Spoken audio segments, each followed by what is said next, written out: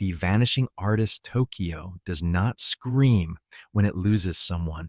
It exhales quietly, the absence hidden behind neon reflections in crowded streets. On a rainy February night in 1998, the city swallowed an artist whole, and no one seemed to notice until much later.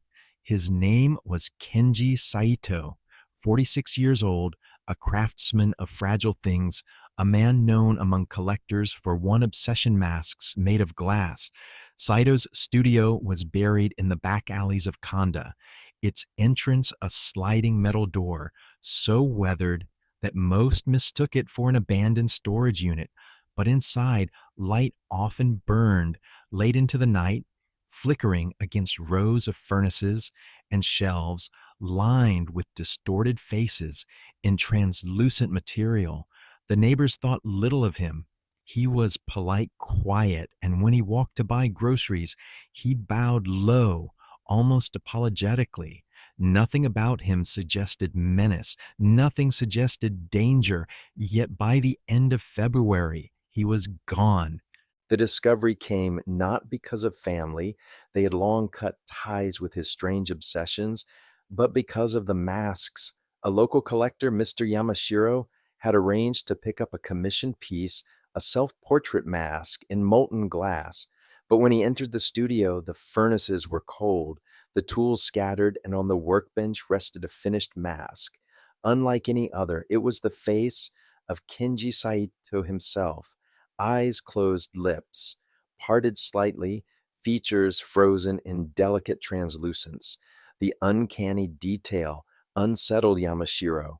It looked less sculpted than transferred, as if the artist had poured his very existence into the molten material. Police were called reluctantly. Missing persons in Tokyo are common. Many vanish into death cults or simply the anonymity the city offers, but this was stranger. Saito's wallet and passport remained in his desk, his bank account untouched. No signs of struggle, only that mask glowing faintly in the dim workshop light, as though it had captured more than glass. The case was filed quietly. At first, another eccentric recluse gone missing, but within weeks, questions multiplied. Forensics found traces of skin cells, hair, and something else fused into the glass structure of the mask, a biological imprint too embedded to be accidental. Investigators whispered about experimental techniques, but no record existed of glass carrying organic material like that. Unusual detail, the mask's eyes seemed to change under different lighting. Officers who examined it late at night reported the pupils shrinking as if reacting to shadows, though no scientific explanation fit. It was like being watched, one officer later confessed in an internal memo. And here the narrative begins to twist. Detectives piece together fragments of Saito's last weeks through the testimony of fellow artisans. He had become erratic, obsessed with the notion that a mask was not merely an imitation of a face, but a vessel of presence. Every glass mask holds breath, he told one apprentice weeks before vanishing, but if you burn the breath hot enough, it holds the soul. Scholars debate whether this was artistic metaphor or evidence of deep delusion. Investigators are still debating whether Saito was victim perpetrator or both, whether he was taken or whether he found a way to pour himself into his own creation. Rumors began to spiral. Collectors swore they had seen masks with uncanny lifelike expressions at underground auctions. A journalist from Asahi Shimbun chased whispers of a secret group calling itself Kagami no Kai, the Mirror Society, who believed glass could preserve consciousness. No proof surfaced, but the timing was suspicious. Meanwhile, the mask of Kenji Saito was secured in evidence, boxed and locked away. But clerks noted strange problems: catalog numbers, rearranging paperwork, vanishing. Twice the mask was found placed on the desk of the chief investigator, though no one admitted moving it. It follows, one officer muttered before requesting reassignment. Cinematic tension unfolded quietly, like a lens pulling focus, a missing man, a mask of glass bearing his face, and a city too vast to care. The streets outside pulsed with vending machines and pachinko parlors, indifferent to the absence of one craftsman, yet in the hidden corners, auction houses, collectors' dens, academic whispers, the story grew like mold in darkness. By April, the police had little more than they started with a vanished man and an object that refused to be ordinary. Officially, the file labeled him missing. Unofficially, officers avoided mentioning the case at all. Some insisted it was nothing but eccentric tragedy, a recluse who disappeared into suicide or cult. Others swore the mask itself was evidence of something more dangerous, something that blurred the line between art and crime. And so Tokyo moved on, but the workshop remained locked, furnaces cold, while inside rows of unfinished masks stared blankly at the silence. Years later, the locals still whisper when walking past the building. They say sometimes on a humid night, the glass rattles faintly, like breath trapped inside. This is where the case begins, not with a scream, but with a mask, a face in translucent glass. And the question no one could answer: if an artist sculpts himself so perfectly, can the mask live when the man is gone? Masks of the Living, the box that contained Kenji Saito's final work, did not stay quiet. Months after his disappearance, the mask was transferred to the Metropolitan Police Department's archive, sealed and cataloged. Yet in early 1999, a patrol officer assigned to inventory duty reported something chilling. The mask inside the box was not the same as the one logged. At first, his superior dismissed the claim. Clerical errors were common, especially with evidence shuffled between divisions. But when the box was reopened, the contents made the entire unit pause. The mask inside was not the artist's self portrait, it was the face of a young woman alive, recognizable and unmistakably contemporary. Investigators identified her quickly: Aya Nakamura, a 23-year-old university student who had gone missing only 2 weeks earlier. Aya's face was perfectly captured in translucent glass, her features delicate, her expression caught mid breath, as though she had been interrupted while speaking. Police photographs from her student ID confirmed it. It was her frozen. But Aya's disappearance had not yet been declared an official case. Suddenly, the missing artist's strange legacy tangled itself into something much larger: masks of the living masks that appeared to replicate not the dead, but the missing. The department scrambled. Aya's family was interviewed. Her friends insisted she had no connection to Saito. She had never attended his exhibitions or visited his studio. Yet here she was, her likeness fused into molten glass. Investigators debated whether the object was planted, swapped deliberately to taunt them, or if it somehow altered itself. No fingerprints were found on the box. No one admitted moving it. Whispers spread through the ranks. "He's still working," one detective muttered, meaning Saito. "Wherever he is, he's still making masks." More masks began surfacing. At an underground market in Osaka, collectors whispered of a set of 5 glass faces available only to the initiated. Police could not seize them. The market dissolved like smoke when raids were threatened, but informants described the pieces in unnerving detail. One matched the face of a local businessman who had disappeared from Kobe. Another bore the likeness of a teenage boy missing from Yokohama. Each mask was fragile, perfectly sculpted, and more disturbingly, each contained faint distortions in the eyes, as though the pupils were in motion. Strange detail: one collector insisted that when he held a mask under lamplight, he could hear faint echoes like someone inhaling sharply through glass. He swore the breath fogged briefly against the inner surface. Police dismissed it as hysteria, but the rumor spread. Debates tore through the investigative team. Some detectives argued that a forger or imitator had taken up Saito's work, exploiting the mystery for financial gain. Others suggested Saito himself was alive, continuing his experiments while hiding behind a network of black market dealers. A third possibility haunted the most superstitious, that the masks were not made in the workshop at all, but elsewhere through some process not yet understood. Theories bled into folklore. The Kagami no Kai, the Mirror Society, surfaced again in underground chatter. Supposedly, they believed every face carried a resonance, a unique vibration that could be imprinted into reflective surfaces. Glass, they claimed, remembers. Scholars rolled their eyes, but the timing was difficult to ignore. Detectives traced financial records, searching for connections between victims. Nothing fit. Aya Nakamura was a student of literature. The Kobe businessman dealt in shipping. The Yokohama boy worked part time in a convenience store.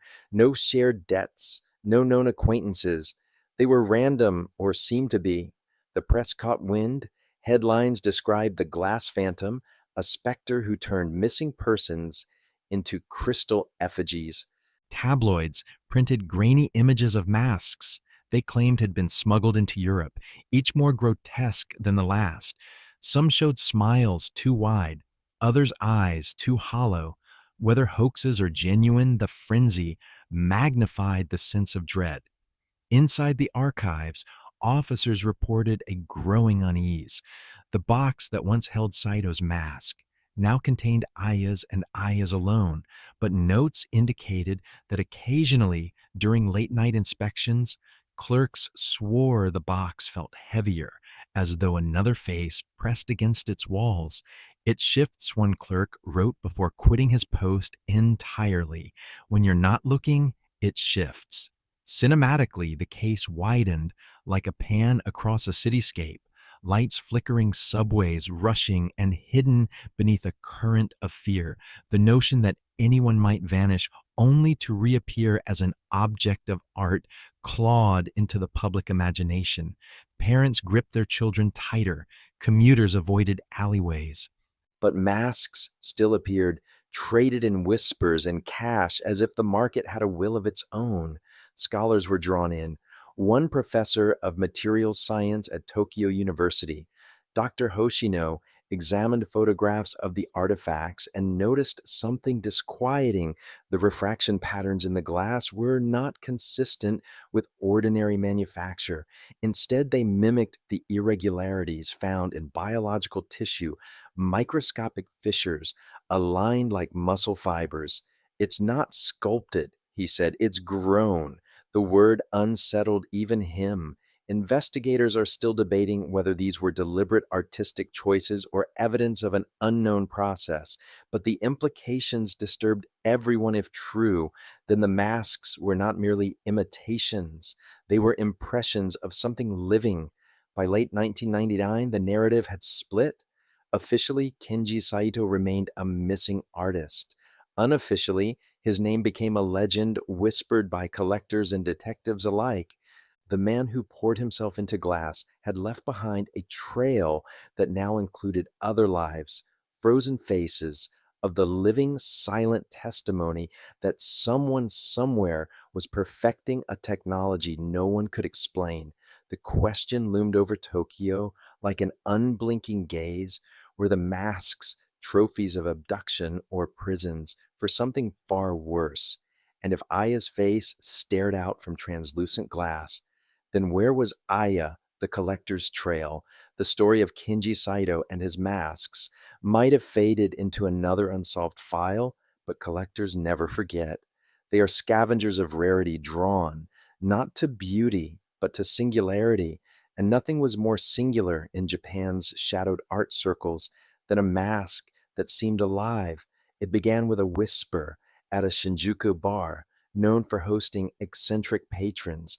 A man in his 50s, draped in a European overcoat, despite the humid summer, offered to show something to a small circle of confidants. He claimed to own one of Saito's last works. When pressed, he laughed dry metallic and asked if anyone had ever heard of Kagami no Kai, the Mirror Society. The phrase was familiar to some, but unprovable like urban legend. Allegedly, it was a group of collectors and artisans who treated reflective surfaces, glass polished metal obsidian, as vessels for memory. They believed a face once mirrored left behind more than an image. It left residue and imprint of self. Their creed was simple: every reflection is a theft. The man's name was Watanabe, though records suggest it was an alias. He was what investigators later described as a runner, a middleman ferrying rare items from obscure sources into the hands of those wealthy enough to indulge. That night he carried a case. Inside he revealed a mask that froze the room. It was the likeness of a middle-aged salaryman. The mask's eyes, though made of glass, caught the low bar light and seemed to flicker with agitation. Patrons swore it looked around the room before settling on them as if aware. Watanabe smiled, faintly said nothing, and slid the case shut. Word of that demonstration spread quickly. Collectors began trading rumors. Some claimed the masks hummed faintly if left in darkness. Others swore the glass fogged like breath on cold mornings. Whether exaggeration or truth, it was enough to ignite hunger. The trail widened. Police first heard of Watanabe through an informant tied to smuggling networks. By late 1999, the glass masks had become coveted contraband. Small auctions cropped up in Yokohama, Kobe, even Seoul. Each mask investigators learned was traced back to an anonymous seller who used unmarked packages and untraceable couriers. None of the items could be linked directly to Saito, yet every rumor pointed back to his workshop. Cinematic detail officers surveilling a Yokohama auction reported watching a buyer lift a mask under dim candlelight. The mask bore the face of a boy, maybe 16. The buyer tilted it slowly, and for a fraction of a second, the officer swore the mask's lips parted as if inhaling. Then the glass cracked faintly like ice shifting. The buyer screamed, dropped it, and fled. When police entered moments later, the mask was gone. Scholars joined the hunt. Dr. Hoshino, the professor who'd analyzed photographs earlier, became obsessed. He petitioned for access to one of the artifacts, but bureaucracy stalled. Instead, he traced the legend of Kagami no Kai. His research led to scattered fragments, a post-war group of artisans exiled from official guilds who experimented with spiritualist techniques and material science. Their gatherings, he discovered, were not exhibitions, but rituals. Audiences seated before masks, displayed like icons, while whispered chants filled the room. Unusual detail: in one archived interview from 1962, a craftsman mentioned a boy who looked into a mask and never spoke again. The note was buried, dismissed as folklore, but Hoshino circled it. He began to suspect that Saito was not an anomaly, but an inheritor of a tradition deliberately hidden. Meanwhile, Watanabe vanished as abruptly as he appeared. His last known sighting was at a warehouse near Odaiba, where security cameras caught him unloading crates. Days later, the building caught fire. Firefighters found no bodies, only melted glass pooled like frozen rivers across the floor. Yet among the debris lay fragments of faces, eyes, lips, fragments of brows, each distorted but still human. Investigators debated, was the fire sabotage an accident or an attempt to destroy evidence? Some argued Watanabe had been silenced by the very network he served. Others whispered that the masks themselves resisted capture, that the blaze began from within. What unsettled the detectives most was a single shard recovered from the wreckage. It contained half of a woman's mouth lips, parted mid-word. Analysis showed trace elements not normally found in glass, keratin, collagen, and hemoglobin, the materials of living flesh. Impossible, said the lab. But the evidence sat on their table. By 2000, the trail had gone international. Reports surfaced of a collector in Berlin boasting of a mask that sang faintly when struck with light, Another in Hong Kong claimed his piece blinked at night. Whether hoax or hallucination, the myth of the glass masks expanded, crossing borders like contraband knowledge. And always in every rumor, the name Kagami no Kai returned, faceless, untraceable, and watching. Investigators are still debating whether these masks were an elaborate fraud orchestrated by smugglers, or whether something far stranger bled through Saito's final work into a thriving network of obsession. But one fact was undeniable: masks kept appearing, faces of the missing traded like relics, and behind the trade shadows moved with purpose, as if curating an exhibition no one was meant to survive. The silent workshop. The door had not been opened in nearly 2 years. Dust clung to the corrugated metal, and weeds pushed up through cracks in the alley. Kenji Saito's studio remained sealed, preserved like an insect in amber, but by early 2000, detectives had no choice but to return. Too many threads pointed back to this forgotten place, and rumors of the Kagami no Kai always led somehow to Kanda. The locks had rusted, yet the air inside still carried the faint tang of scorched silica. It was as if the furnaces had cooled only yesterday. Rows of masks watched silently from shelves, their hollow eyes catching the weak flashlight beams. Some were unfinished faces, only half formed, their contours melted into grotesque drips. Others seemed completed, yet disturbingly lifelike, as if they had been molded not by hand, but by something pressing outward from within. The workshop floor was littered with fragments, shards of failed attempts. When pieced together, several revealed human features: a chin here, an eyelid there. Each fragment bore stress lines, inconsistent with ordinary cooling. Dr. Hoshino, who had accompanied the inspection, whispered the phrase no detective wanted to hear: these fractured like bone. At the center of the studio stood the main furnace. Its surface was cracked from disuse, but the inner chamber told another story. Scorch marks spiraled upward, too symmetrical to be accidental, almost like deliberate engravings. Embedded within the ash at the base were traces of organic carbon, human in origin. Forensics ran the tests twice. The conclusion was unavoidable: someone had burned human remains inside this furnace. Unusual detail lodged in the furnace door was a shard of transparent glass, shaped unmistakably like a fingernail. The detectives pressed deeper. A false wall in the back led to a stairwell descending beneath the building.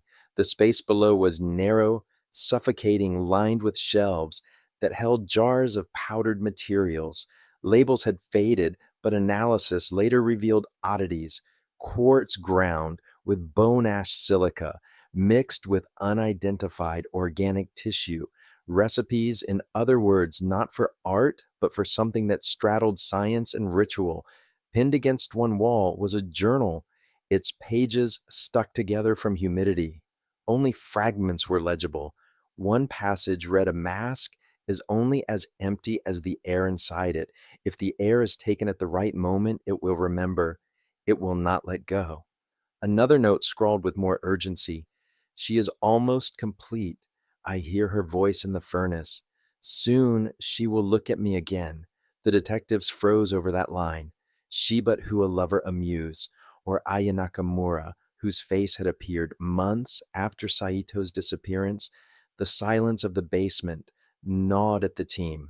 Each mask seemed to shimmer under flashlight beams, distortions appearing in the glass, as though the faces were shifting. One detective swore he heard a whisper when he leaned too close. Another insisted a mask's eyes had blinked. Rational minds dismissed these as tricks of exhaustion, echoes bouncing in concrete. Still, the men hurried their work, anxious to leave. Cinematically, the scene unfolded like a tracking shot: beams of light slicing through dust glass faces, half-lit detectives moving with the unease of actors who know they are being watched. The workshop was no longer just evidence, it was a mausoleum. Investigators are still debating whether the discoveries in the basement were remnants of experimentation or rehearsals for something larger. What unsettled everyone was the scale. Notes hinted at multiple performances already completed. Dates and initials filled the margins of pages. Some crossed out, others circled. None of the names matched official missing persons reports, but many detectives believed these were codes' ways of cataloging victims without leaving direct trace. Before leaving, one officer bagged a peculiar object resting in the corner, a mask of frosted glass, unfinished its features, blurred but distinctly feminine. Unlike the others, this one seemed almost alive in its imperfection. Tiny bubbles trapped in the glass resembled freckles. Across the forehead ran a fissure like a scar. Later, when cataloged in evidence, the mask would disturb clerks. Some claimed condensation appeared inside the glass overnight. Others swore it shifted positions on its shelf. Eventually, it was locked in a separate vault. No official explanation was ever given. The silent workshop offered no direct clue to Saito's whereabouts. No body, no evidence of escape. Yet it deepened the case immeasurably. He had not been an eccentric artisan, he had been performing something closer to ritual science, and others, perhaps the entire Kagami no Kai, were involved. What troubled the lead investigator most was a single phrase carved into the underside of a workbench, deep enough that splinters still clung to the letters, "The mirror is the gate," a gate to what no one could say. But from that moment, the missing artist was no longer treated as a victim. He was seen as a participant, or worse, an architect of whatever horror the glass masks represented. And somewhere in Tokyo, collectors were still buying. Masks of the missing continued to appear. The trail led outward now into the city's underbelly, where art, crime, and ritual intertwined. The workshop was silent, but the masks were not. The masked victims. By the spring of 2000, Tokyo's police received a wave of reports that blurred into one another missing persons with no clear motive vanishing at night, often last seen near Shinjuku or Shibuya. Students, office workers, even a violinist on her way home from rehearsal. Each case seemed ordinary in isolation, but when detectives pinned photographs on the evidence board, a pattern emerged. The victims were all young adults, all with distinct facial features, faces that months later would appear behind glass. The first mask surfaced at a flea market in Nakano. An elderly vendor claimed it had been left with him by a man in a dark coat who vanished before payment. The mask was unmistakable, the face of Emi Kato, a graduate student, missing since late January. Her photograph from university records matched perfectly. Same rounded cheeks, same dimple below her lip. The only difference was the glass. It was smooth, translucent, and chillingly cold, as if it carried its own temperature.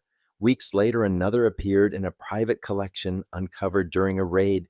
This one bore the likeness of Junpei Arakawa, a guitarist last seen leaving a nightclub in Shibuya. Forensics confirmed the mask's composition matched the powders and materials found in Kenji Saito's workshop. Detectives began to panic quietly. Official reports emphasized art forgery or counterfeit relics to calm the public. Behind closed doors, though the homicide unit called them what they were, trophies. But there was more. Each mask contained a flaw, something unique to the victim. Emmy's mask bore faint clouding around the left eye, mirroring the scar she had hidden with makeup. Junpei's mask had a small fracture along the jawline, identical to the fracture he'd suffered in a motorcycle accident. These weren't artistic flourishes. They were signatures of identity captured as if the glass had grown around the victims themselves. Forensic teams subjected the masks to every test available. They found organic residues, trace amounts of keratin collagen proteins normally found in skin and hair fused into the glass. No ordinary glass blowing process could account for it. Under ultraviolet light, The masks emitted a faint phosphorescent glow, pulsing like a slowed heartbeat. The press caught wind, leaking rumors about ghost masks that carried souls of the lost. Newspapers framed it as urban legend, but the details spread through Tokyo like smoke. Suddenly, alleys filled with whispers of Kagami no Kai, the Mirror Society. Some insisted they were an artists' guild chasing immortality. Others claimed they were spirit mediums. The most chilling rumor was the simplest the masks were alive, and they remembered. The investigation shifted into a cinematic rhythm of pursuit and dread. Detectives stalked back alleys where collectors traded artifacts in silence. They raided dim apartments where shelves lined with masks reflected flashlight beams like hundreds of watching eyes. They confronted dealers who trembled but never named their suppliers. Every trail bent back toward the same myth: Saito was still alive, still working, still capturing. One night, an informant delivered a mask directly to headquarters. Wrapped in black cloth, it bore the face of a woman, missing only 3 weeks. Her parents identified her, immediately collapsing in grief. The mask was fresher somehow, its surface warmer, as though it had not fully cooled. A detective dropped it during transport. The mask cracked, and something terrifying happened. The fracture released a faint sigh, like breath escaping lungs. Every man in the room froze. Later, the sound was dismissed as an acoustic trick, but none forgot the way the mask fogged briefly, as if exhaling. With every new discovery, the case pressed heavier on the team. No longer just disappearances, but a cycle: abduction, transformation, and circulation. Victims became artifacts, and the masks weren't simply traded, they were worshipped. Collectors described them not as possessions, but as guardians, mirrors, or silent companions. Some swore they heard voices at night. Others claimed the masks wept when no one was looking. In a cinematic frame, the evidence board now looked less like a police chart and more like a gallery wall. Photographs of the missing face, photographs of their glass reflections, pairs connected by red string. The symmetry was unbearable. Each new mask felt like another performance in an endless play with the city as its unwilling audience, and through it all, one absence loomed larger: Kenji Saito himself. Was he the hand behind every mask, or had he become one? By the end of part 5, detectives no longer questioned whether the victims were connected. The question had sharpened into something darker: how many masks remained hidden, and how many more were yet to be made? The streets of Tokyo felt haunted not by ghosts, but by glass faces waiting to be found. The collector's trail, the investigation, entered a phase that detectives quietly referred to as the Mirror Hall. Every step led to reflection upon reflection, a world of collectors who thrived on secrecy and shadows. The masks were not simply appearing by accident. They were moving along an invisible network, passed hand to hand with reverence like holy relics. To reach the creator, the police would first have to find the patrons. The first breakthrough came through a raid in Yokohama. A routine drug bust turned uncanny when officers discovered in a velvet-lined trunk a mask that had never been reported before. Its face was unmistakably that of Daiichi Mori, a part-time barista missing for only 6 days. His roommate had filed the missing persons report just that morning. The discovery sent a ripple through the task force. The mask trade was no longer historical. It was happening in real time. The collector detained during the raid was a middle-aged antiques dealer named Takeda. He refused to speak at first, arms crossed, eyes narrowed in contempt, but confronted with photographs of the missing victims, he began to sweat. He claimed he had not purchased the mask, he had been chosen to hold it. According to him, a courier delivered the artifact at midnight, leaving it on his doorstep, wrapped in silk, with a note that read, "Glass preserves truth. Do not break it." Detectives pressed him for names, But Takeda would only describe vague meetings, dimly lit warehouses, auctions without voices, where bidders raised hands only in shadow. He insisted no money changed hands, only promises, favors, debts owed. The circle of glass, as he called them, was less an organization than a belief system. We are caretakers, he whispered, trembling. We don't own them. They own us. Forensic analysis of the silk wrapping provided a clue. Fibers traced back to a textile mill in Kyoto, long since abandoned, but still occasionally used by squatters. Surveillance of the site revealed nothing at first, just crumbling walls and graffiti. But one evening, a detective spotted a van pulling into the courtyard. Inside, they found crates, each lined with straw, prepared to hold fragile cargo.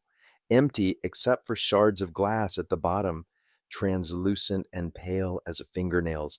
The idea of a supply chain emerged. The collector wasn't the end of the line. He was a node one link in a chain that stretched across cities. Saito, or whoever had inherited his techniques, was producing masks and funneling them into a web of couriers, dealers, and caretakers. To dismantle the network, the task force would need to follow the trail deeper. The deeper they went, the stranger it became. One collector, a retired professor in Kobe, welcomed them willingly. His study walls were lined with masks, 7 in total, each displayed as if in a museum. He offered tea, speaking in a soft, apologetic voice. They are more alive than you think, he told detectives. Each carries memory, each whispers when the moon is high. I don't keep them for myself. I keep them safe away from those who would break them. When asked how he acquired them, the professor described clandestine concerts, invitations only delivered at dusk, where violins played and glass faces stared from velvet curtains. At the end of each performance, a mask would be awarded to a chosen attendee. His own had come after a recital in 1998. He claimed he had never sought them, they had sought him. The task force dismissed his testimony as delusion, but privately, some detectives admitted unease. Too many details overlapped with other accounts, the sense of being chosen, the absence of money, the masks appearing as if delivered by fate rather than transaction. Still tangible evidence piled up. Records showed shipping crates, strange payments disguised as art conservation fees, and even a few cryptic emails recovered from a collector's hard drive. One read, "The next face will appear at the turn of the moon. Prepare a place for it." The investigation took on a cinematic tension, detectives in plainclothes slipping into auctions disguised as buyers, listening for whispered codes, watching as veiled figures presented masks under flickering lights. Each time they thought they were close to a supplier, the trail dissolved. Couriers vanished. Locations shifted. Even the collectors seemed frightened of something larger, something they couldn't name. One collector did slip. In Osaka, during a late night interrogation, a young man confessed that he had once glimpsed the creator, or at least a figure tied to him. A man in a long coat carrying a violin case that rattled not with strings but with shards of glass. His face was partially obscured, but his voice was clear, low, precise, commanding. He had instructed the courier to handle it gently. Faces are fragile, but souls are more so. This testimony haunted the squad room. The violin case detail matched rumors from years earlier, whispers of Saito carrying tools in such a case when he was last seen alive. Could it be him, aged but still at work? Or had someone inherited not only his tools but his mannerisms, performing his role like an understudy in an endless play? Debate fractured the task force. Some argued Saito was long dead, replaced by disciples. Others swore the master himself still walked the streets. What they agreed on was this: the collector network was not passive. It was an ecosystem feeding off the city, sustaining whoever produced the masks. and the masks, with their eerie warmth and sighing fractures, demanded to be noticed. By the close of part 6, the police had mapped a constellation of buyers and caretakers stretching across Tokyo, Yokohama, Kobe, and Osaka. Each link whispered of reverence, of fear, of ritual, but none pointed clearly to the workshop where glass and flesh met. The trail was alive, shimmering like heat on asphalt always shifting, and the detectives trapped inside it could feel themselves being watched, not just by the collectors, but by the masks themselves. The masked woman. The case shifted course in the summer heat of 2001 when the rumor of a living mask surfaced. Until then, masks had been silent, relics, glass effigies of the lost.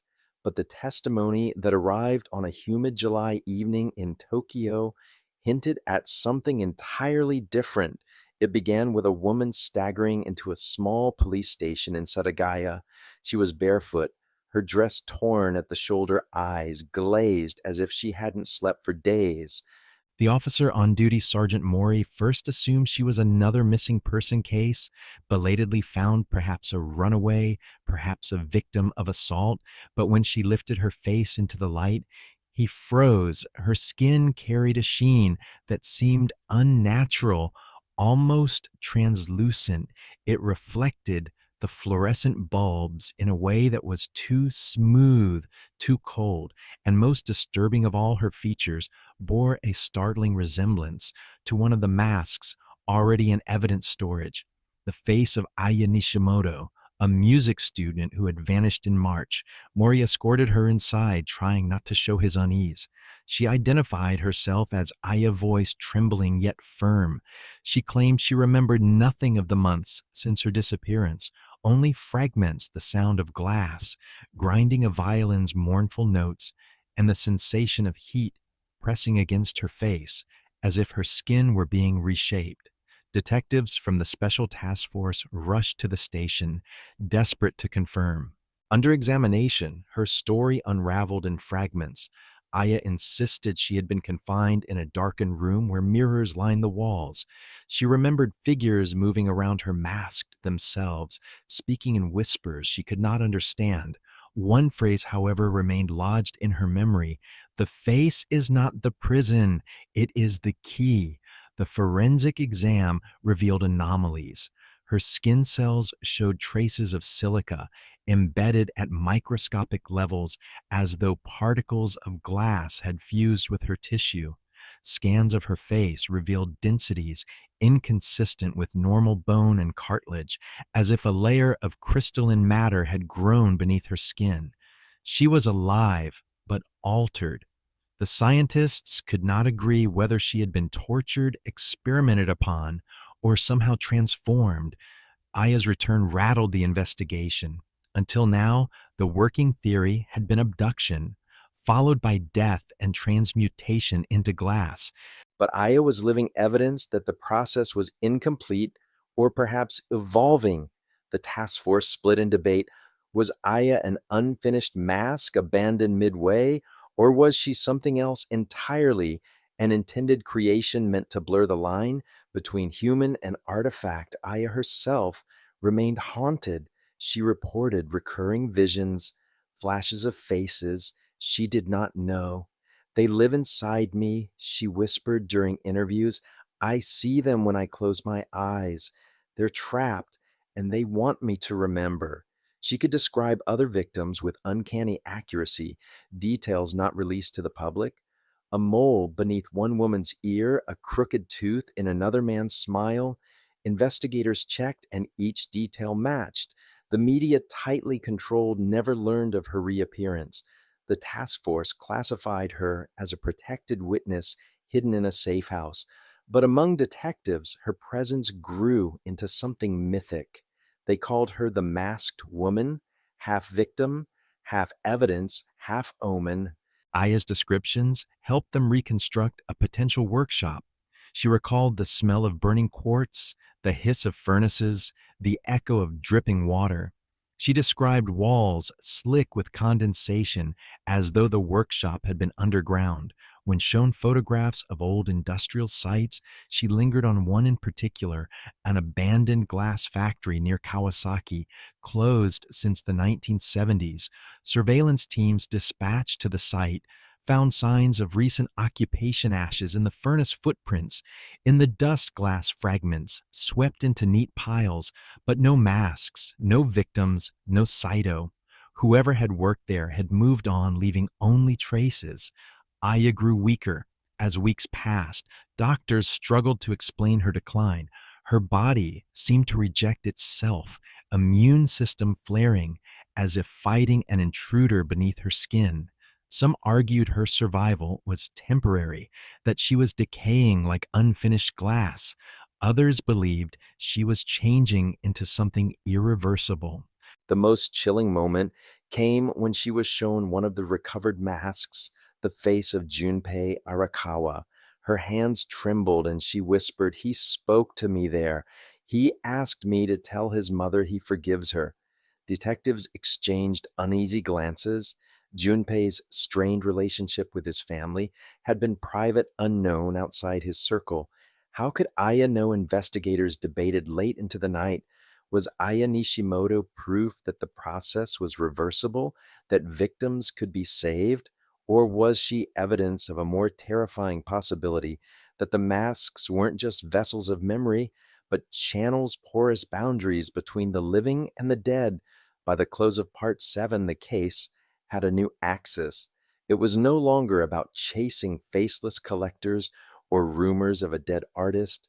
Now they had a living witness, fragile, unstable, but carrying within her the echoes of the vanished. The police had a choice: protect Aya as a victim or use her as a key to unlock the secret of the glass masks. Either way, the masks were no longer silent. Through her, they had begun to speak. The suppressed chapter. In the thick files of the Tokyo Metropolitan Police archives, buried beneath decades of dust, a forgotten folder resurfaced. It was not supposed to exist. Its label had been deliberately scratched out, leaving only a faint indentation: Case File 1974.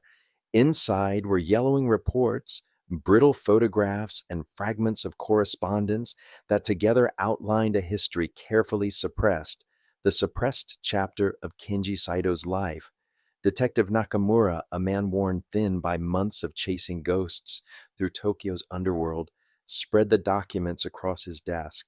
A pattern began to emerge, not of an eccentric artist gone rogue, but of a man whose work had attracted attention far beyond galleries. The earliest file described a student at Musashino Art University, brilliant yet eccentric, who experimented not only with form, but with composition at a molecular level. Professors noted his obsession with embedding organic matter into molten glass leaves, insects, even drops of blood. His peers whispered he was not trying to create art, but to capture life itself. The file grew darker in its details. In 1972, a fire broke out in the university's kiln room. Officially, it was blamed on faulty wiring. Unofficially, one report suggested a failed experiment involving animal remains fused into silica. Witnesses described screams not from students, but from something alive inside the furnace.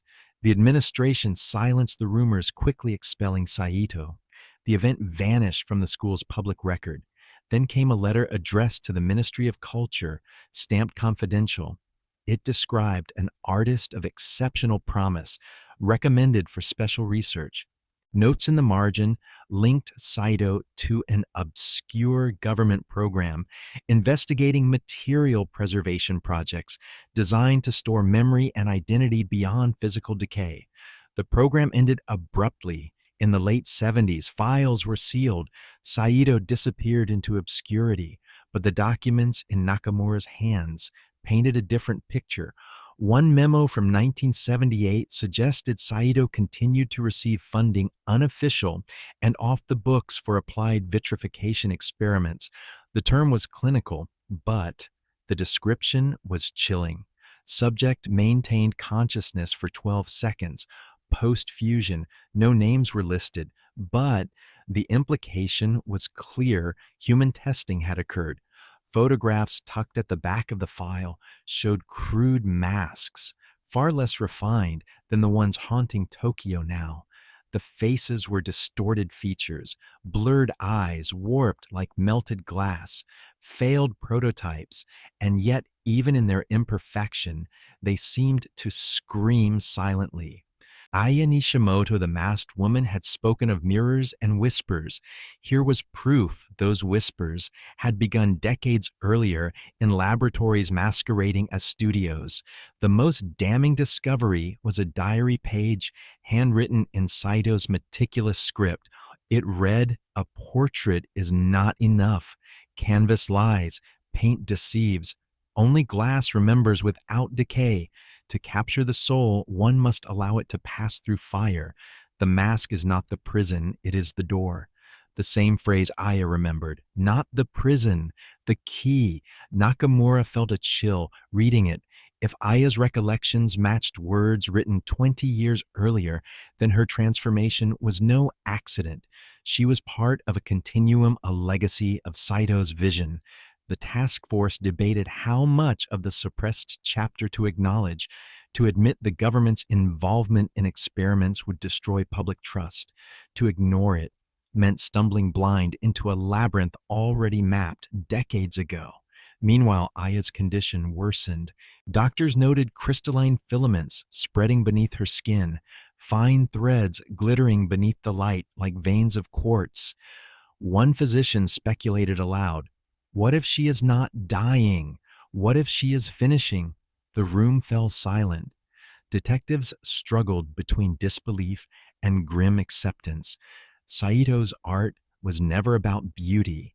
It was a science of transformation, fueled by obsession cloaked in secrecy. Collectors weren't merely hoarding trophies, they were preserving what they believed to be vessels of eternal memory. One suppressed report even described an early circle of glass, small gatherings of admirers who witnessed Saito's demonstrations in the 1980s.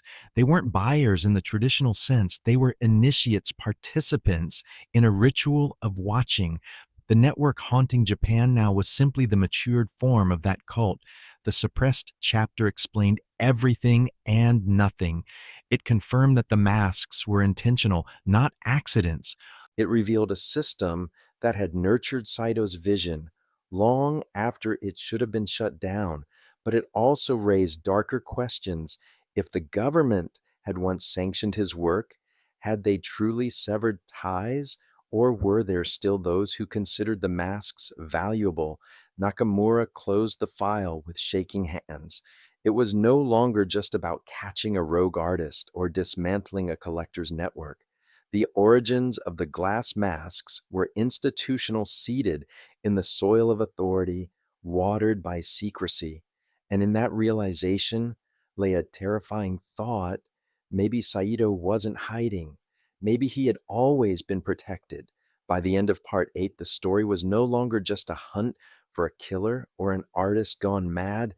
It was a reckoning with a history Japan had chosen to bury, a chapter suppressed, now forcing itself back into the light through victims who walked half in flesh, half in glass. The abandoned cottage. The suppressed chapter had cast its shadow long enough. Detective Nakamura knew that paper trails, no matter how damning, were not enough. To stop the cycle, they needed a place, a location where myth and memory converged into something physical. Aya Nishimoto, fragile, trembling, yet resolute, became their compass.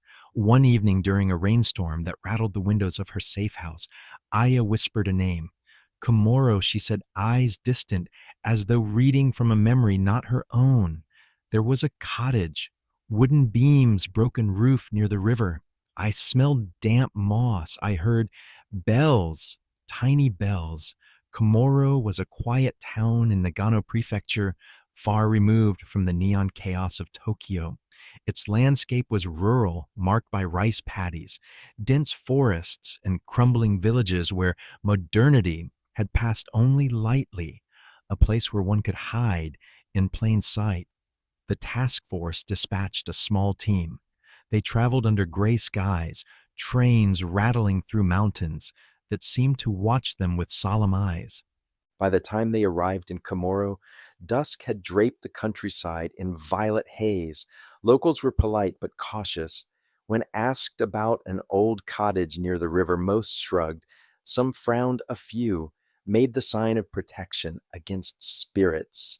An elderly woman at a tea house finally spoke, lowering her voice. Yes, there is such a place, but no one goes there. They say the windows glow at night, though no one lives inside. Children used to dare each other to look, but one boy never came back. The team followed her directions along a dirt path that wound through cedar groves and ended at the riverbank.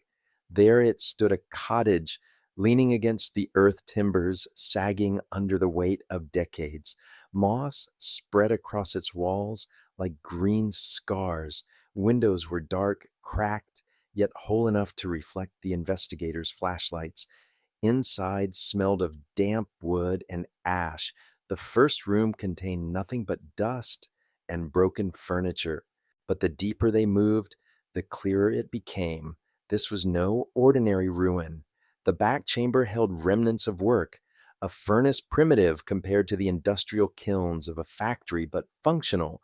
Glass fragments scattered across the floor, not shards from accidents, but deliberate cuts, smooth-edged, shaped. And on a wooden table arranged with disturbing care lay sketches, faces drawn in pencil, names written beneath. Some were familiar, missing persons still on the board back in Tokyo. Aya, escorted inside, trembled violently. She touched the wall with hesitant fingers. I was here, she murmured. I remember the bells.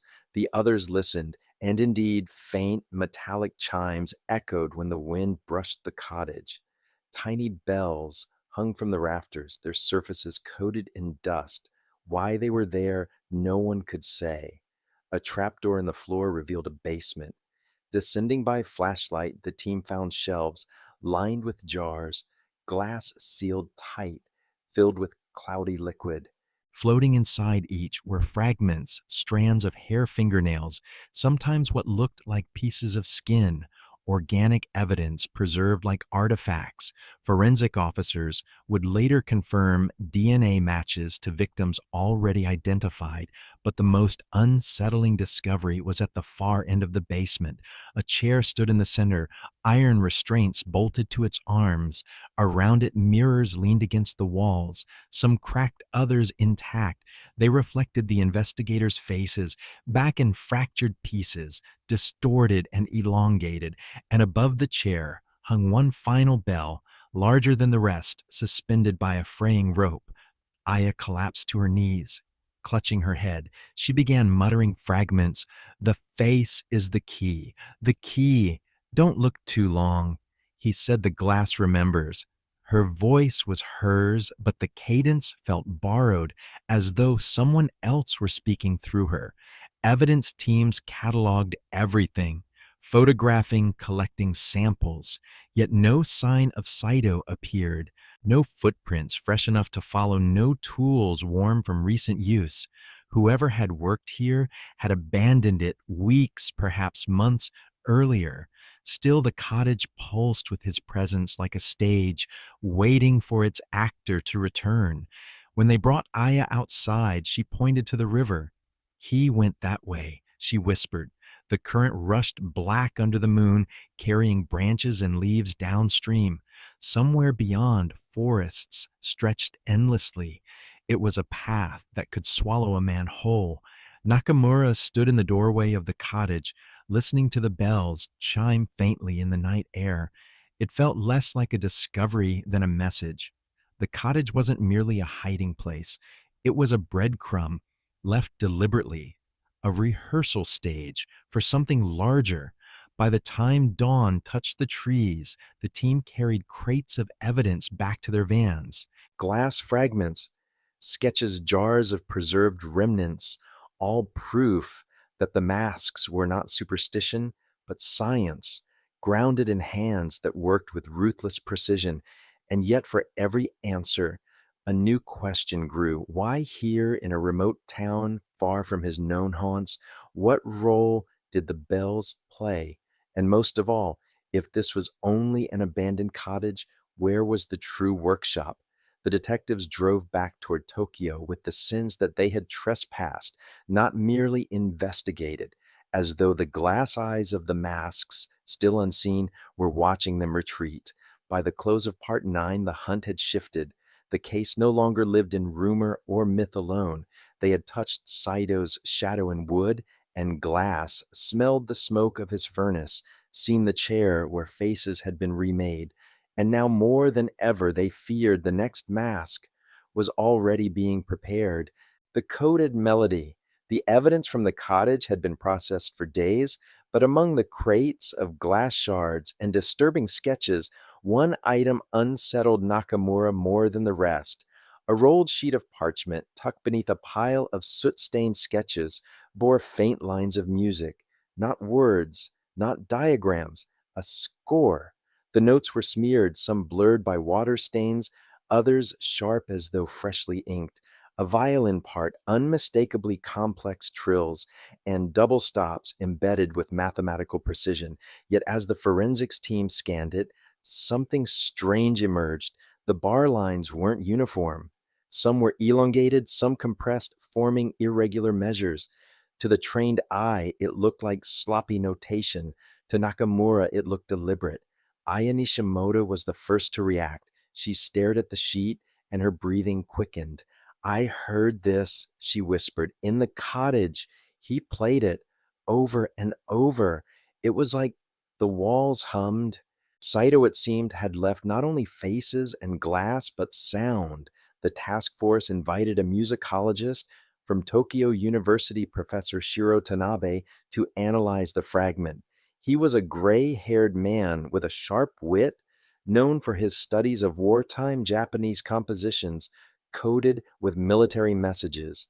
After one glance, his brow furrowed. This is no ordinary score, he said. Each irregular bar length corresponds to numerical sequences. Look if you map the longer measures to prime numbers a pattern forms. Someone is embedding text inside the music. Think of it as a cipher, but one you must play to unlock. That night, in a small auditorium repurposed as an evidence lab, a young violinist from the Metropolitan Orchestra was brought in. She was instructed to play the piece exactly as written, ignoring its strange irregularities. The sound that emerged was eerie, discordant, yet hauntingly beautiful. The melody seemed to stretch and compress time, tugging at the ear like a voice speaking from another room. Halfway through the performance, Aya clutched her head. Stop, she begged. It's too loud. He's here. But Tanabe urged the violinist onward. When the last note fell into silence, computers translated the sequence of primes hidden in the bars. The decoded text read, "The glass remembers. The face is eternal. Meet me at the hall where sound does not fade." The hall puzzled everyone, but Tanabe thought aloud. He could mean an anechoic chamber, a place where sound is trapped, or he might mean the opposite, a hall famed for its resonance. Aya's trembling voice interrupted. It's not a hall, it's the theater. Her eyes glazed as if replaying a memory. The old Gecko Theater. He brought me once. I wasn't supposed to see. The Gecko Theater stood in Asakusa, long shuttered after a fire decades earlier. It was known for its peculiar acoustics. A design flaw in the dome had created a resonance so powerful that whispers from the stage carried like thunder to the back rows. Urban legends claimed actors heard their own voices echo. Long after performances ended, Nakamura ordered immediate surveillance of the abandoned theater. As the team prepared, he reviewed the evidence again. Saito wasn't careless. Every location, every fragment had been deliberate. The cottage had been a rehearsal space. The coded score was not merely a message, but an invitation. Yet one detail gnawed at him. In the bottom corner of the score, nearly invisible, a faint sketch of a mask appeared, Unlike the others, this one bore no features at all, only smooth glass blank waiting. It was the absence of identity, a mask that could be anyone. Aya recoiled from the drawing. That's the last one, she whispered. The mask without a face. He said, when it's finished, the audience will see themselves. And then it won't matter who they are. The task force set out for Asakusa at dawn, shadows still long against the streets. As they approached the burned husk of the Gecko Theater, its broken dome looming against the pale sky, the air seemed to vibrate faintly. A whistle of wind, or perhaps something more. The stage was set. Saito had written his melody, embedded his taunt, and pointed them toward a place where echoes never died. Whether it was a trap, a confession, or a performance, no one could yet tell. But as Nakamura stood before the cracked doors of the theater, he realized the truth. They were no longer chasing a man. They were following a composition, a symphony of fear, one note at a time, and somewhere inside, the next movement waited. The circle's shadow. The Gecko Theater was no simple ruin. Its facade might have been charred and crumbling, but inside, shadows lived in the walls, as if they had been waiting. The air smelled of mildew ash and something faintly metallic, like old blood. Broken seats lay in heaps where the fire had collapsed the balcony. And yet, as Nakamura and his team fanned out through the dust, one thing became clear. This theater had not been abandoned. Candle stubs lined the edges of the orchestra pit. New footprints, too fresh to be from ghosts, marked the dust across the stage. Symbols had been painted on the charred curtains, crude yet deliberate, drawn with red pigment that gleamed faintly in their flashlights. At the center of the stage lay a single object, a glass mask, blank as the one sketched in the coded score. Aya's knees weakened when she saw it. Her hand instinctively went to her throat. He was here, she whispered, but he's not alone anymore. The discovery came swiftly. Hidden in the theater's dressing rooms were ledgers bound in cracked leather. Within their pages were lists of names, dates, and strange annotations. Each entry matched people who had once been declared missing in the Tokyo metropolitan area. But there was more, a column headed with a single character, Ying Shadow. The ledger suggested there was a group, not just Saito, people recruited, recorded, erased, a circle of silence that stretched decades back. Professor Tanabe, who had joined them for the search, ran his hand across the brittle pages. This isn't only about Saito. This is a ledger of initiates. He is either their creation or their conductor. The pieces clicked like shards of broken glass in Nakamura's mind. Every coded message, every staged clue, none of it was random performance. Saito had been drawing them deeper, showing them not merely his obsessions, but the infrastructure behind them. Aya trembled as another memory surfaced. He mentioned them once. He called them the audience. He said they waited in the dark and they never forgot. I thought it was just madness, but it was real.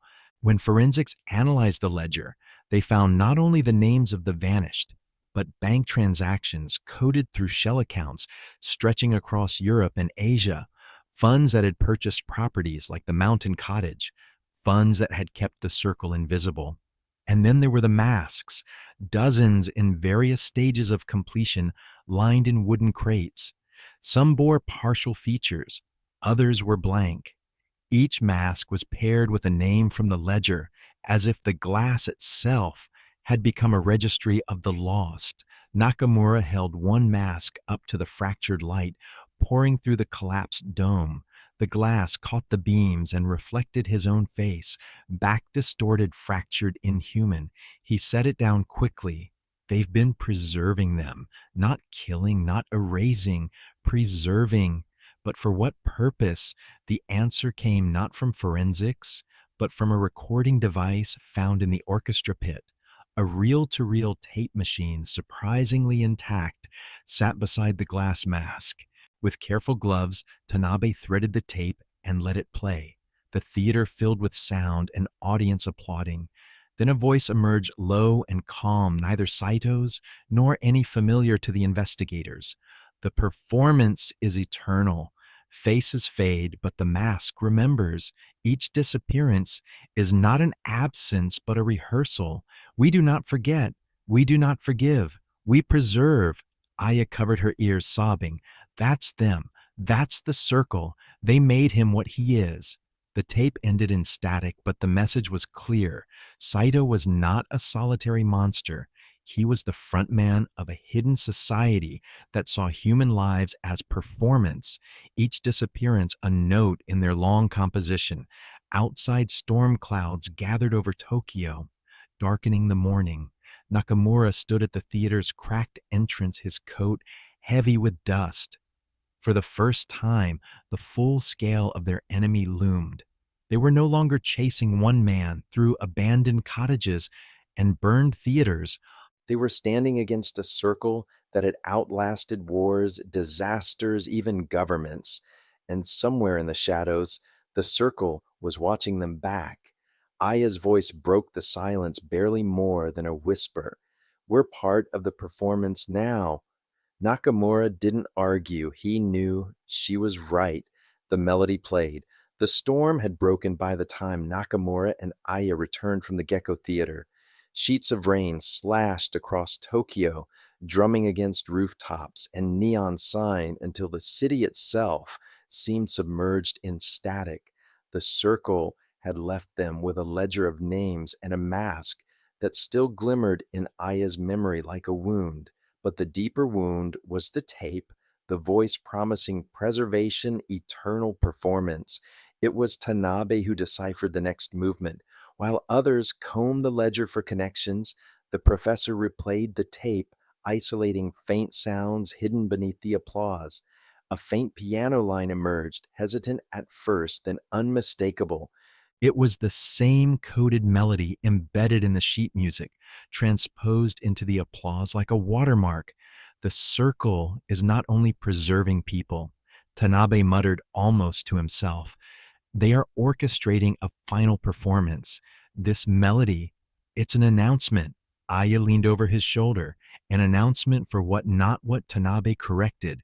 When, by layering the melody against public event schedules and traditional festival rhythms, he uncovered a chilling truth. The notes spelled out a date and time, the upcoming Oban festival, when thousands would gather in public parks to honor the spirits of the dead. A perfect audience and a perfect cover.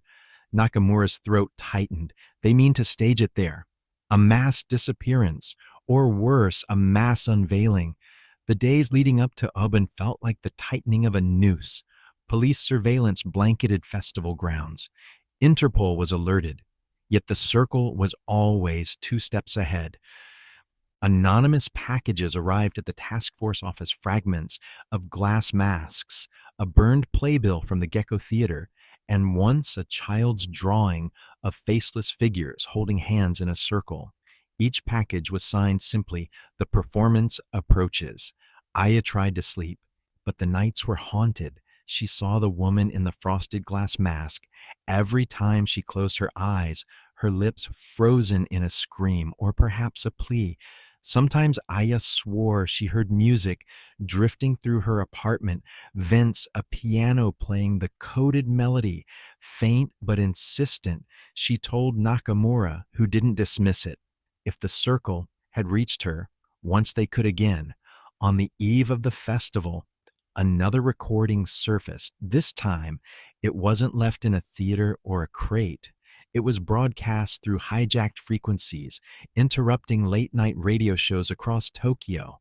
The same voice spoke, "Ladies and gentlemen, tonight the city is our stage. The ancestors will have their masks. Watch the sky, hear the melody, and remember you are part of the audience." The recording ended with the piano melody warped into a faster manic tempo, and then silence. The police scrambled, doubling patrols, sealing festival entrances. But as the crowds gathered the next night, the sense of dread was palpable. Lanterns floated on the rivers, glowing orange against the black current. Families lit incense and bowed to the spirits. Children wore paper masks, laughter echoing like cruel parody. And then the music began. It wasn't from loudspeakers or any visible source. It drifted through the humid air, haunting unmistakable the circle's coded melody, played on hundreds of instruments at once. Piano strings, even flutes, all layered into a swelling orchestration, but no musicians were visible. The sound came from everywhere and nowhere. The crowd grew restless, confused. Lanterns flickered unnaturally, their light refracted through sudden shards of glass that seemed to fall from the sky. At first, they were mistaken for fireworks, glimmering fragments catching the lantern glow. But when Nakamura caught one in his hand, his stomach turned cold. It wasn't a spark, it was a sliver of a mask. The circle was here. Aya clutched his arm. It's starting. From the stage erected for traditional dances, figures emerged faceless, their heads covered in blank glass masks. They moved in unison, swaying to the melody, their bodies strangely rigid, as if pulled by invisible strings. The crowd gasped, some laughing nervously, thinking it performance art. But Nakamura saw the truth. These weren't actors, these were the missing. Each faceless figure wore the clothes of ordinary people, students, workers, even a police uniform among them. The glass masks erased their identities, leaving only the circle's mark. Aya screamed when she recognized one of them. It's her, the woman in frosted glass. The woman staggered forward, her mask glowing faintly with the lantern light. Behind the frosted surface, Aya could see her eyes, moving desperate alive. The circle had preserved her not as memory, but as prisoner. The melody swelled to its climax. The faceless dancers raised their arms in unison, and the glass fragments falling from the sky began to converge, swirling into new masks midair.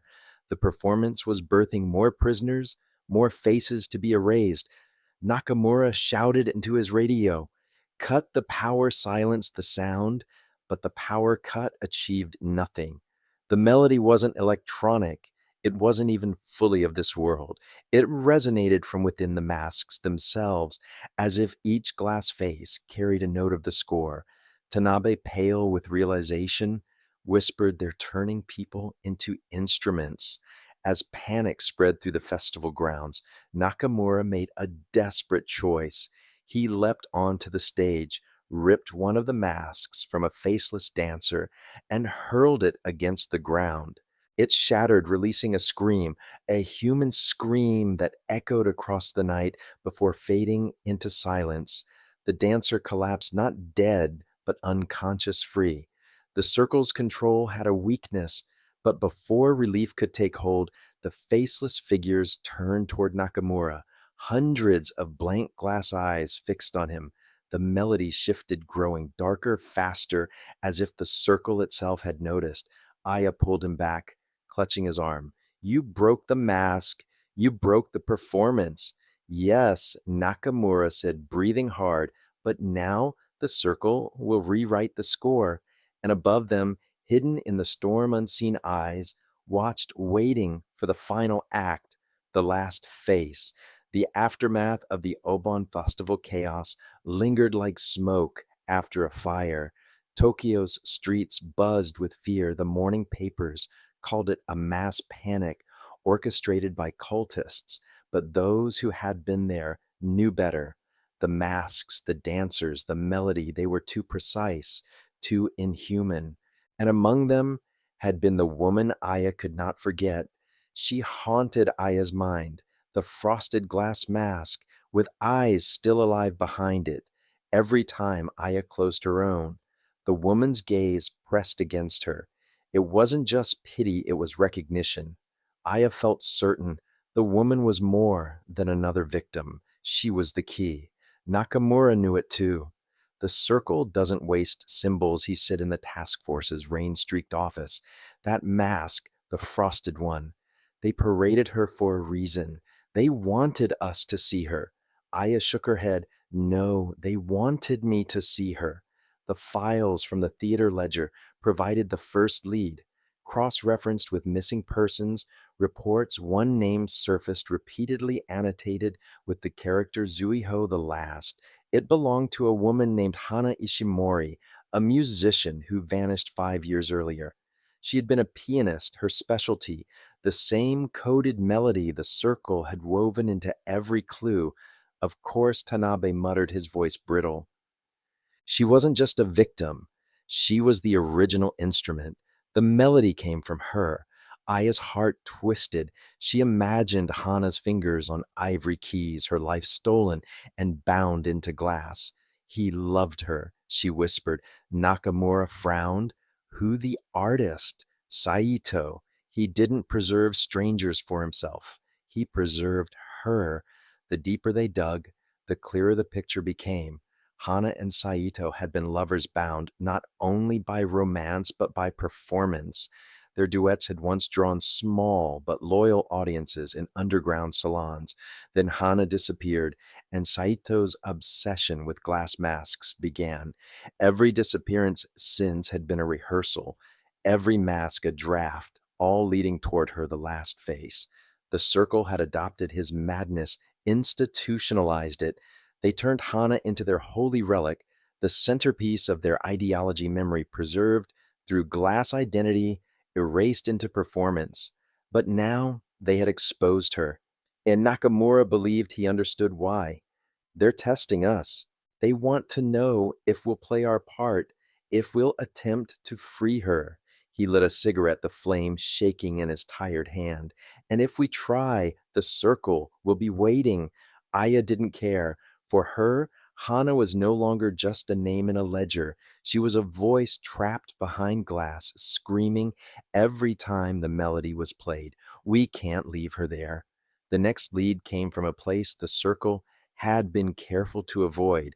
Until now, an abandoned glassworks on the coast, once owned by a company that mysteriously folded during Japan's economic crash. Financial records showed it had been quietly purchased years ago through shell accounts, the same network that funded the theater. When they arrived, the factory rose from the shoreline like a carcass. Rusted smokestacks leaned over the sea, and the sound of waves echoed through the hollow chambers. But inside, the air was hot unnaturally so. The furnaces had been relit. The interior was a gallery of nightmares. Dozens of unfinished masks hung from steel beams, dripping molten glass tears.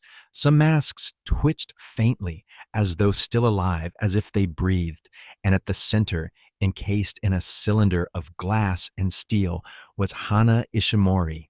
The frosted mask covered her face, glowing faintly with the furnace fire.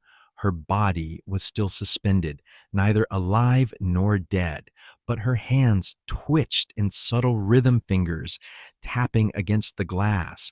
Aya recognized the motion immediately. She was playing the melody silently, endlessly. Aya pressed her palms against the barrier. She's in there. She's fighting. Tanabe's voice trembled. They've made her the core. All the others, all the masks, they channel through her. She is the orchestra now. Nakamura's radio crackled with interference.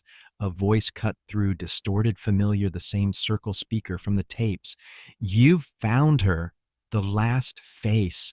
Do you free her and shatter the performance, or do you preserve her and keep the music eternal? Choose detectives. Either way, the curtain falls. The factory groaned as hidden machinery activated. Masks on the walls began to hum, their hollow mouths vibrating with faint notes. The melody rose again, carried on glass, on breath, on memory. Aya's fists pounded the barrier. We can't let her stay like this. Nakamura looked at the torches, the volatile heat of the furnaces, the fragile structure of the glass cylinder. They could shatter it. But doing so might not just free Hana, it might release every trapped voice, at once a storm of memories too powerful to contain. And the circle knew it. That was their trap. Preserve the orchestra or destroy it and unleash chaos. Aya turned to Nakamura, tears streaking her ash-smudged face. She's not just a symbol. She's alive. She's still alive. The detective's cigarette burned to ash between his fingers. Then we'll find out if breaking the mask ends the music or ends us. The choice loomed like a blade balanced on the edge of glass. And as the furnaces roared, the last face stared out from the frosted mask, her eyes pleading her fingers, playing the final refrain. The price of reflection. The factory shook as though the building itself were listening. The furnaces roared, molten glass spilling into channels that hissed and steamed as they cooled into shapes half-formed faces, waiting to be claimed. The air vibrated with the rising chorus. Every mask on the walls pulsed with sound, their hollow mouths humming the melody like an army of glass throats.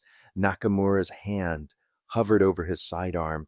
Though he knew bullets were useless against fire and memory, Aya pressed her face to the cylinder where Hana Ishimori hung, suspended her frosted mask, glowing faintly with the pulse of the music. Behind that glass, Hana's eyes moved with startling clarity, darting from Aya to Nakamura as if she understood. She knows us, Aya whispered. She's asking for it. She wants release. Tanabe staggered back, clutching his chest. His voice trembled between awe and horror. If you break that glass, you're not freeing one woman, you're collapsing the whole network. Every mask here, every memory bound to it will be released. We have no way of knowing what that means. Nakamura scanned the chamber, hundreds of masks, each humming faintly. The sound was deafening now, like 1,000 trapped voices trying to sing their way out. He imagined those voices flooding the city, tearing into minds, shattering identities. But he also imagined leaving Hana in her prison, condemned to play the silent melody forever. Damn it, he muttered. They've written us into the script. This is the final act. The circle's voice cut across the noise broadcast from unseen speakers. Calm, deliberate, merciless. Preserve the face and the music continues. Shatter the face and you join it. The circle thanks you for your performance. Aya's fists struck the cylinder, her voice cracking with rage. She's not a prop in your play. The glass shimmered, and for a moment, the frosted mask over Hana's face seemed to thin. Aya could see her lips moving, not a scream, not a plea. Just one word, break. Nakamura knew the cost. He saw it in the flames, in the humming masks, in Aya's eyes, brimming with desperate hope. Breaking the cylinder would end the circle's performance, but it would unleash a chaos no one could predict. Keeping Hana imprisoned would preserve the circle's hold their power to write new symphonies of disappearance. Tell me what you see, he asked Aya quietly. I see her suffering, Aya answered without hesitation. I see a woman trapped. If we leave her, we're no better than them. And if we break her free, then at least she dies as herself.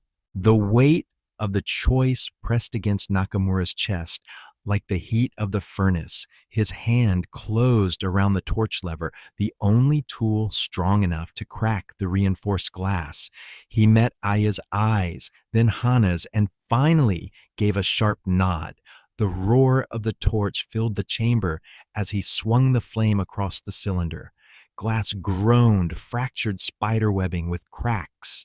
The humming masks screamed louder, the melody unraveling into discord.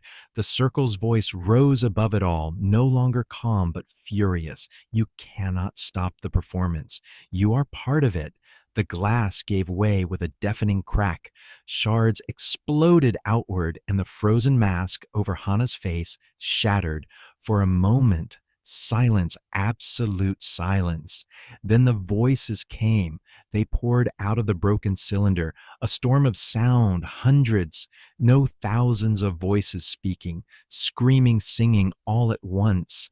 Memories, fragments of lives, stolen laughter, arguments, whispered confessions. They rushed into the air, slamming against the walls, sweeping through Nakamura, Aya, and Tanabe like a tidal wave.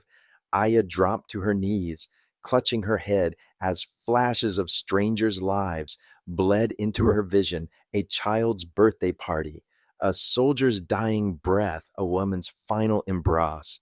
Nakamura staggered, his cigarette falling from his lips as he felt decades of other people's memories burn through his own. And Hanashi collapsed into Aya's arms, her face uncovered, her breathing shallow but real. Tears streaked down her soot-stained skin. For the first time in years, her fingers were still, but the cost was immediate. The masks around them began to fall from the walls, shattering into dust. Each one released another fragment of memory into the storm until the factory itself seemed to shake apart under the weight of lives too long imprisoned. Nakamura dragged Aya and Hana toward the exit as Tanabe screamed warnings.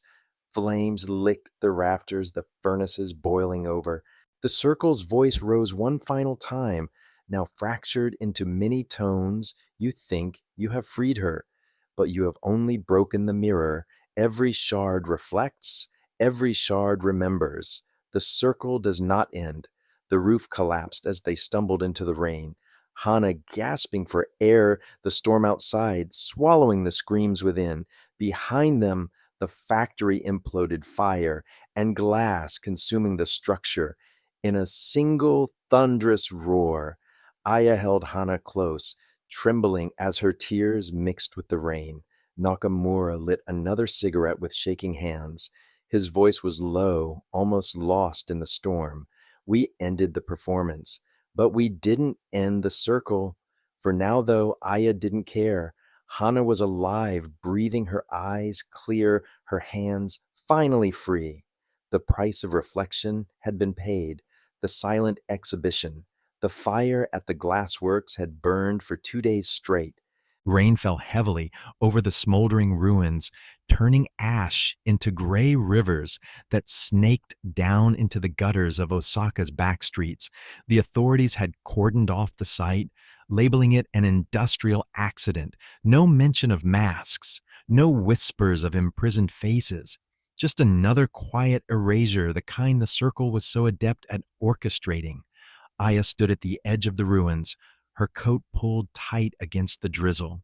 Hana was beside her, pale and frail, her hand trembling as it clutched Aya's.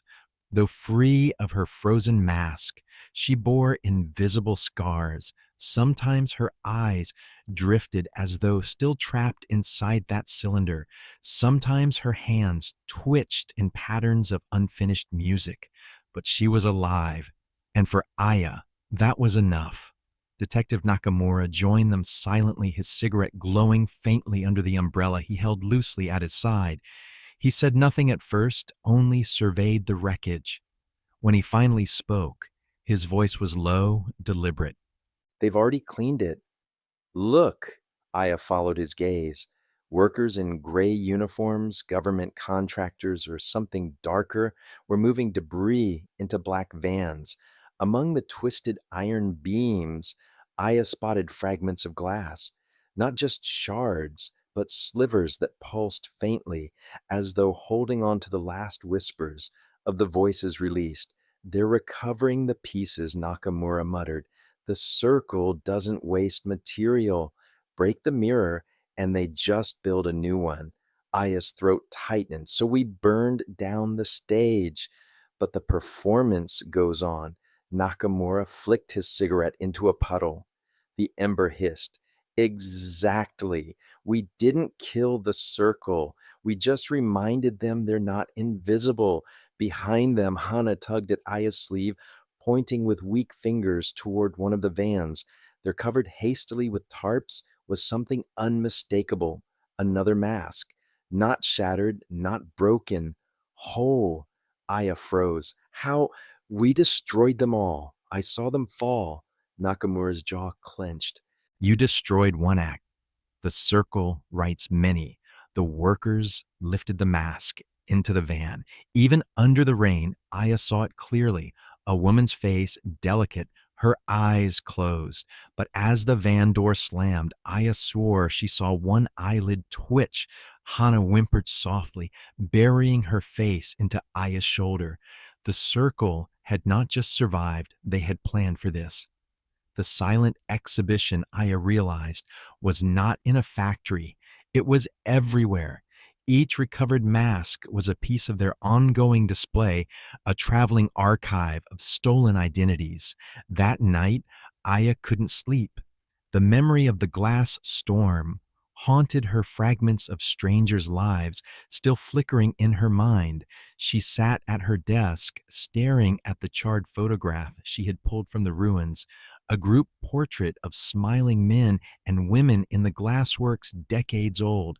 At the edge of the photo, almost hidden in the shadows, was a figure she didn't recognize. A man in a black coat, his face half obscured.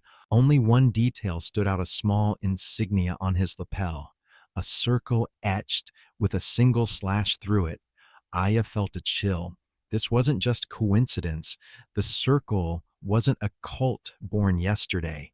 They had been embedded in the fabric of the city for decades, maybe longer. Each performance was just another chapter in a manuscript written long before she was born. She looked at Hana sleeping uneasily on the couch and then at the photo again. Her pulse quickened. We ended one play, Aya whispered to herself, but the theater is still open. The rain hammered harder against the window, drowning the city in a steady rhythm. Somewhere out there, another mask was being polished, another victim chosen, another performance prepared. Aya knew that she, Hana, and Nakamura had stepped onto a stage far larger than they could comprehend. And yet Aya also knew one thing with absolute certainty. The circle had underestimated them. The performance might continue. But now there was an audience ready to fight back. The silent exhibition would not remain silent forever.